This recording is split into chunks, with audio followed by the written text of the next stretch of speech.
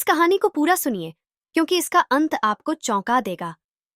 और हाँ, कमेंट में बताइए कि अगर आपको कोई जादुई पेड़ मिल जाए तो आप क्या करोगे।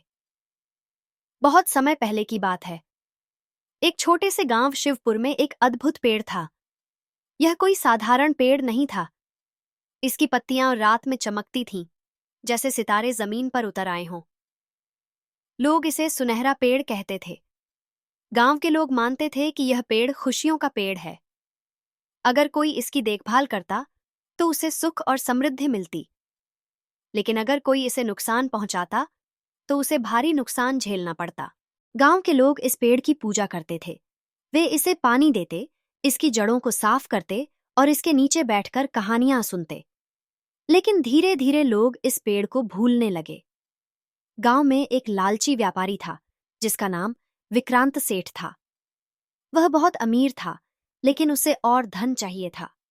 जब उसने सुना कि सुनहरे पेड़ की पत्तियां जादुई हैं, तो उसकी आंखों में चमक आ गई।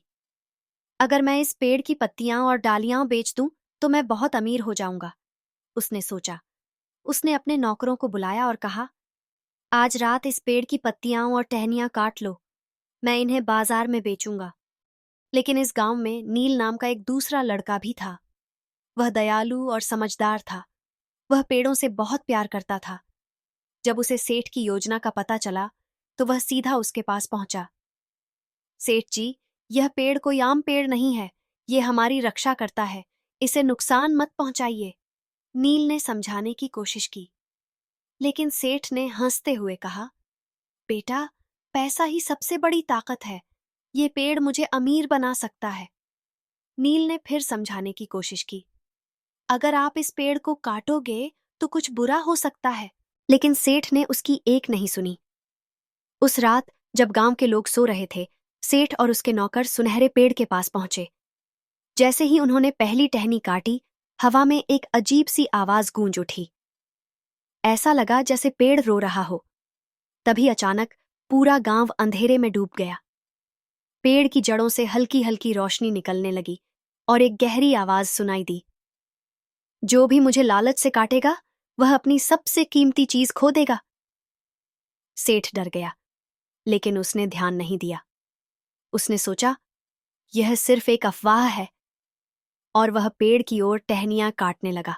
अगली सुबह जैसे ही सेठ उठा, उसने देखा कि उसकी सारी दौलत गायब हो चुकी थी। सोने चांदी के सिक्के, महंगे कपड़े, दुकान का सारा सामान, सब राख में बदल चुके थे। सेठ घबरा गया।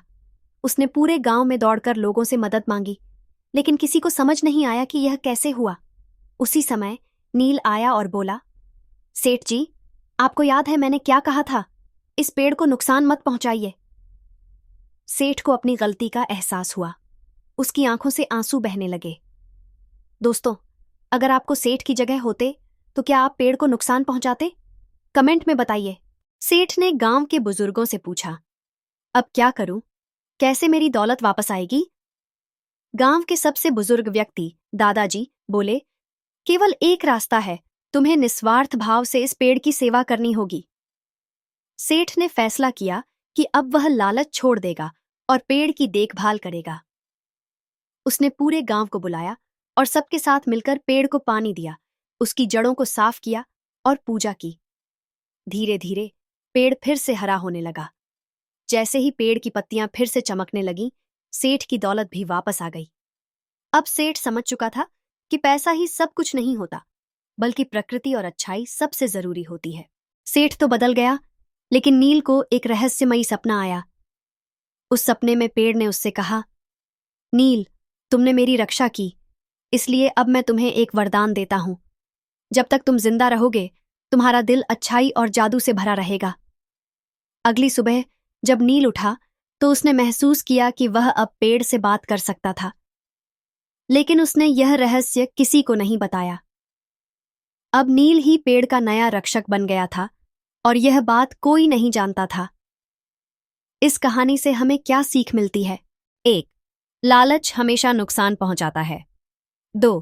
प्रकृति की रक्षा करने वाले को हमेशा खुशियां मिलती हैं। 3. सच्ची दौलत धन नहीं, बल्कि अच्छाई और दयालुता होती है। अगर आपको यह कहानी पसंद आई तो एक प्यारा सा कमेंट जरूर करें और हाँ, हमारे चैनल को लाइक और सब्सक्राइब करना मत भूलना ताकि आपको ऐसी ही मज़ेदार कहानियाँ मिलती रहें।